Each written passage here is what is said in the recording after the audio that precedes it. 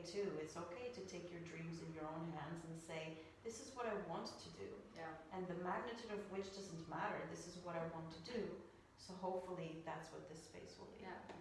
For me, it's as well to like, you know, to show people and to prove people that yes, it's possible to create that and to make this successful. Like any dream is possible to become a reality, because you know, like, and like it's almost like I'm trying to first prove something in order to later teach people, because right now I feel like if I'm gonna tell them that, they will tell me like, but what did you do?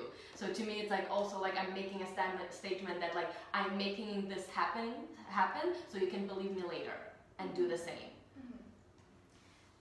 I feel like in both of those, the word that comes up for me is like valid and like validation. We, as artists and as people, we want to feel valid before we step out and do something new or do something like art that is going to be judged by the general public.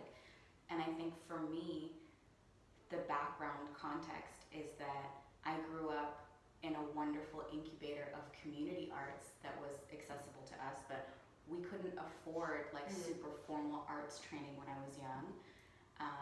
And that's part of it, that, well, I'm not qualified because I didn't go to school. I'm not qualified because I don't have this degree. And, well, I was a theater major, so can I dance? But I've danced my whole life and I've only been in this many theater productions, so can I really direct? And we're picking at ourselves to find something that says, I'm good enough, I have enough, to be enough, to do something that's enough that it will be accepted and it will be, have a place of belonging.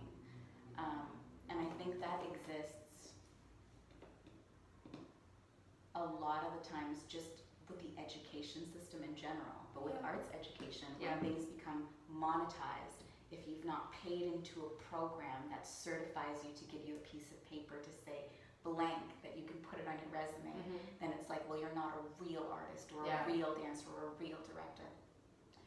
But coming from the background that I come from, it's part of life.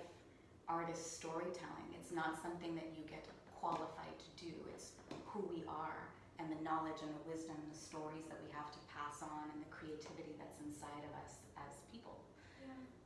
So it's really important to me and special to me to make sure that I always do my part to keep art accessible. Yeah. Oh. I'm so happy my hair is covering my